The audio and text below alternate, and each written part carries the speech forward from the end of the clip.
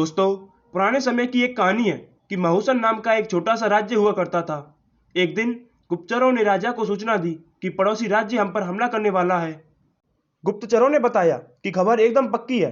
सिर्फ 3 दिनों के भीतर पड़ोसी राज्य अपनी विशाल सेना के साथ हम पर हमला कर देगा और उनकी बड़ी सेना के आगे हमारा टिक पाना बहुत कठिन है।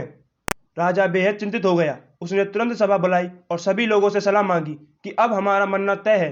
अगर किसी व्यक्ति के पास कोई सुझाव है तो वह अपना सुझाव हमारे साथ साझा कर सकता है। राजा के चतुर मंत्री ने कहा, राजन, अब जब जान पर बन ही आई है तो इसका एकमात्र उपाय है कि हमें आज ही पड़ोसी राज्य पर हमला कर देना चाहिए। राजा बोला, मंत्री जी, हमारी सेना बहुत छोटी है, हम उनका मुकाबला कैसे कर पाएंगे?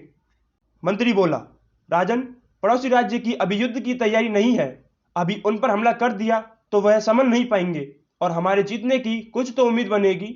ऐसे भी अगर हमने हमला नहीं किया तो हमारा विनाश तो तय ही है, क्योंकि कुछ दिनों में पड़ोसी राज्य हम पर कूच करने ही वाला है। राजा को बात जच गई।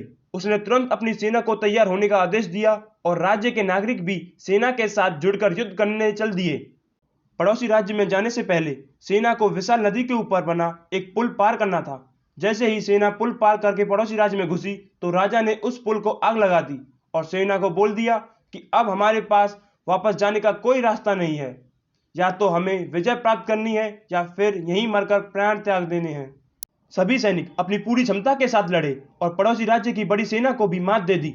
मित्रों, जैसे राजा ने अपनी सेना की असफलता के सभी रास्ते बंद किए थे, ठीक वैसे ही आपको भी अपनी असफलता के सभी रास्ते बंद करने होंगे। आपने स्वयं महसूस किया होगा कि जब इंसान के सारे रास्ते बंद हो जाते हैं तभी वह सबसे ज्यादा मेहनत करता है और सफलता हासिल करता है।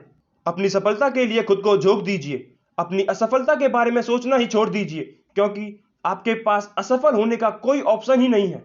खुद को असफल होने का कोई ऑप्शन ही मत दो और आप डरो मत, क्योंकि समस्या आपकी क्षमता से बड़ी नहीं है। जुट जाइए, सफलता आपकी राह देख रही है।